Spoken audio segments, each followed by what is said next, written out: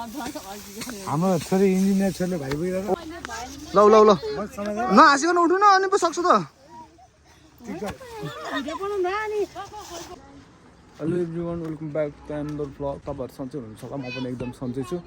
आज ठ्याक लाएर 12 बज्न आइसकेको छ अनुसारहरूको चाहिँ मेला छ आज त्यसको लागि जाँदैछु पढ्न सर्ने यता होइन यस्तो हेल्प अनि हाम्रो यहाँ चाहिँ एकजना काम छ भने अर्कोले गरेर हेल्प गर्न चलाउँछ त्यसको लागि जान लाग्यो म चाहिँ मैले फुलहरू रोपेको छु यता फुलहरू टक्क छ अनि यहाँ मेरो घर देख्छ टक्क लाएर यस्तो छ मेरो घर चाहिँ सानो छ तर ढुटी छ आफ्नो घर कलेज नराम्रो लाग्ला होइन हाम्रो चाहिँ बाटो यस्तो छ यहाँबाट जानुपर्ने हुन्छ त्यहाँ पारि हो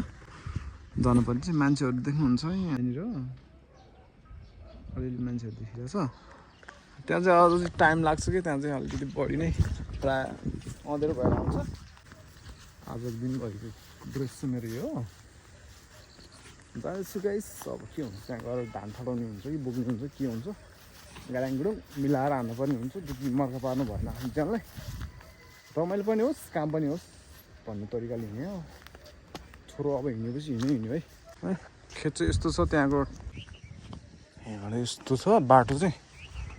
एक मिस्टेक ग्याम फिनिस हुन्छ यहाँ चाहिँ फेरि म चाहिँ ठ्याक्कै खेतमा आइसक्यो है हजुर यसो हेर्न काम गरेको भिडियो खिच्न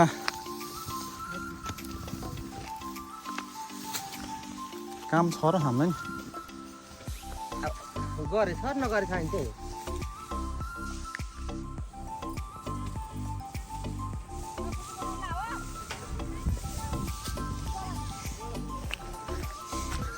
यहाँ घरको धनीसँग म कुरा गर्दैछु गएर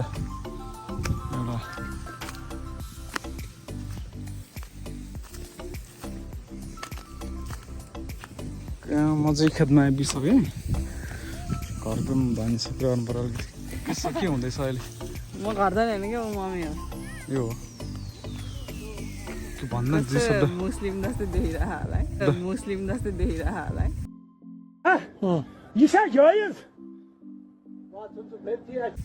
भन्नु 2 शब्द भनेर राखिहाल्नु पर्छ 2 शब्द यहाँ अङ्कलले धान छटाउन आउनुभएको यत्रो धेरै देखाउनु न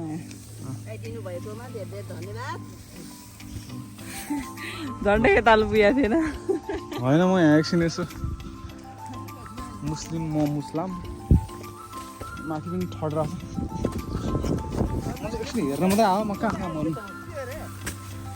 आमा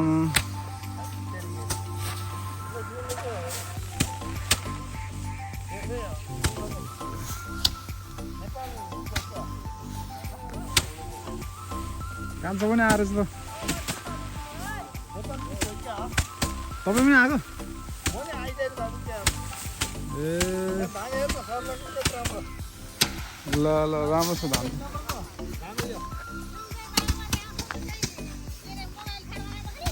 हजुर सालियो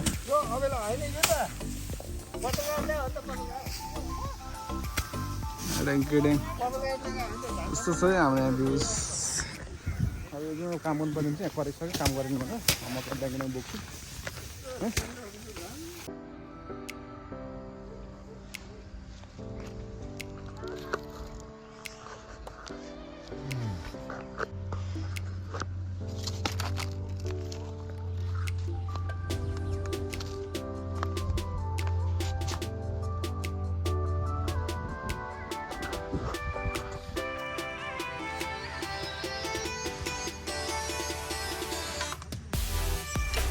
सूचना नै आउँछु ल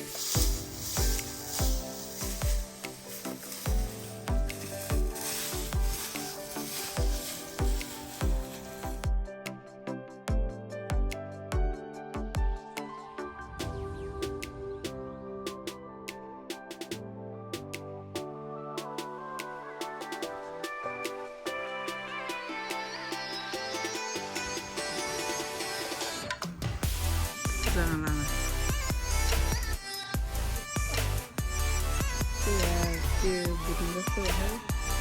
यस्तो किन गरेर घामले डढ्छ नयाँ आइदियो क्यान पनि हाम्रो आमा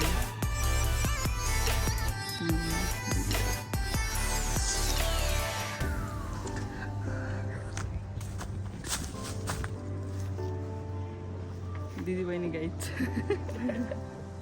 चिने छैन होला त्यहाँ बसेर हेरे कस्तो देख्यो होला हामीलाई मुस्लिम जस्तो देखिरहेको मेरो त कपाल त्यो कपालले यस्तो यो भइसक्यो नि मैले त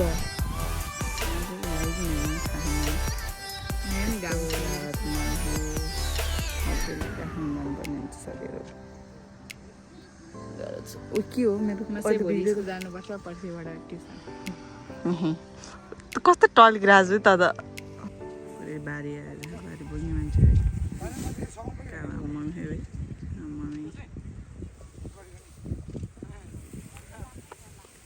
अङ्कल अब 1 घन्टा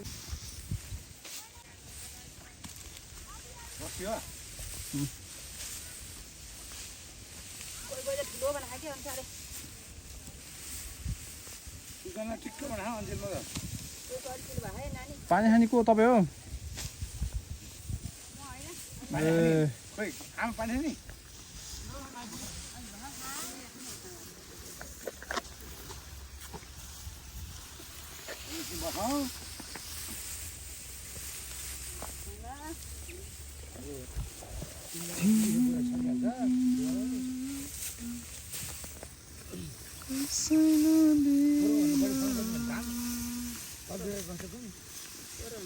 मुठा बान्ने काम हुँदैछ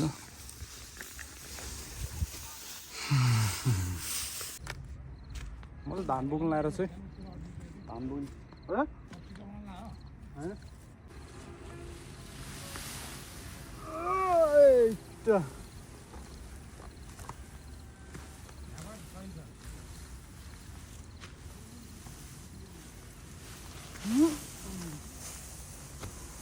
कल्ला कुल्ली छ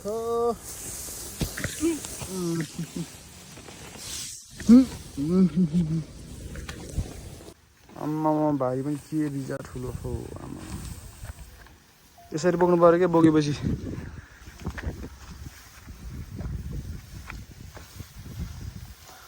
मान्छे 100 कुन्टल भारी 150 कुन्टल पहाडे लगाएछ है पहाडे पेमा बोदर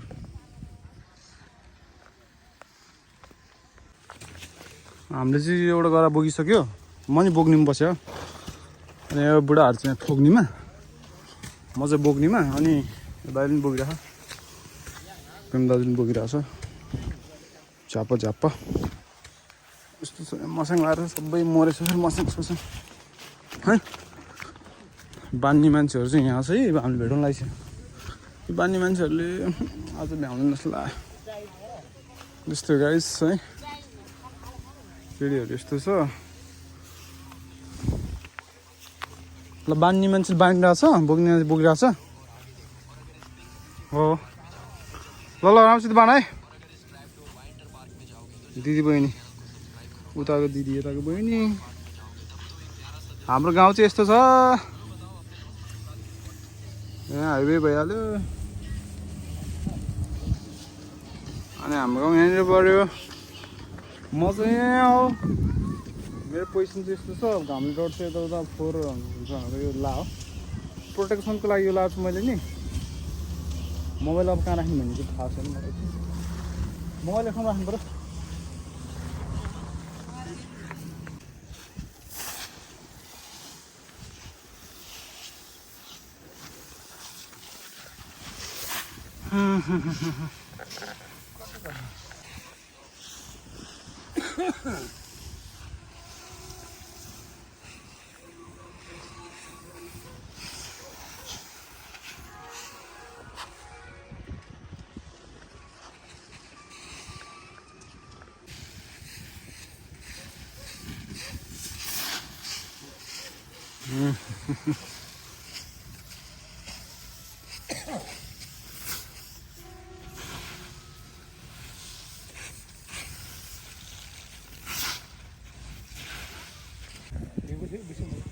सुजन सुजाता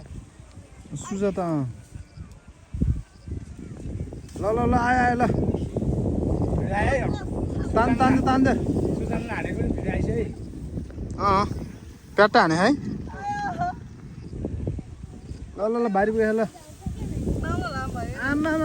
कति सुहाएको वे इन्जिनियरलाई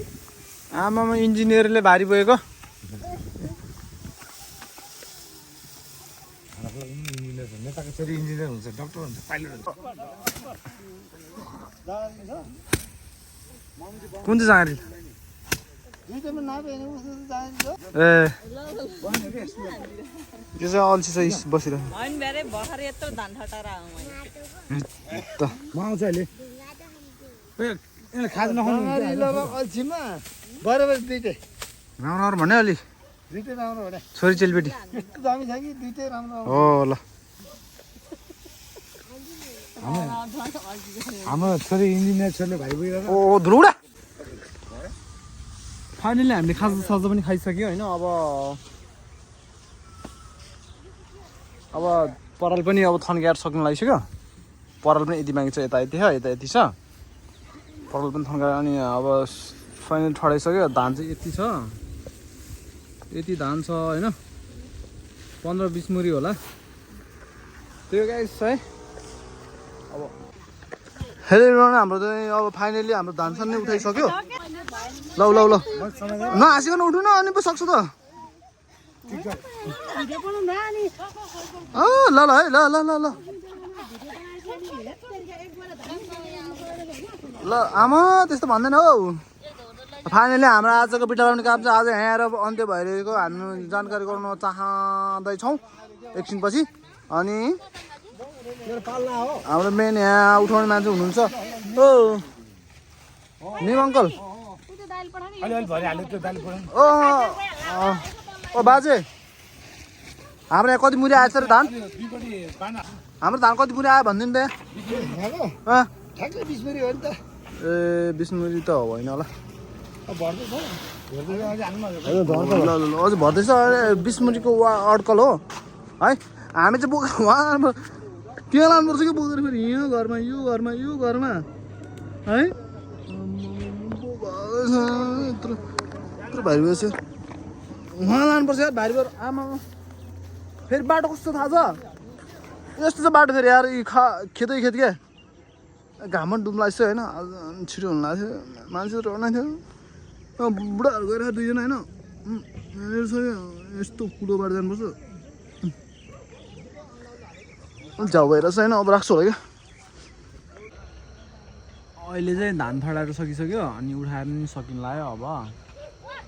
अब हाम्रो चाहिँ भिडियो यति नै हुन्छ होला घाम पनि त्यहाँ डुबिसकेको छ अघि भर्खर अहिले चाहिँ अनि यहाँ पानी पनि आउँछ है फेरि बब्बाल पानी आउँछ यहाँ त्यसको व्यवस्था छ पानीको है पानीको व्यवस्था राम्रो छ नि वाउ अर्ग्यानिक हो चिसो छ चिसो मौसम लागिसक्यो आजको भिडियो त्यस्तो भयो धेरै खिच्न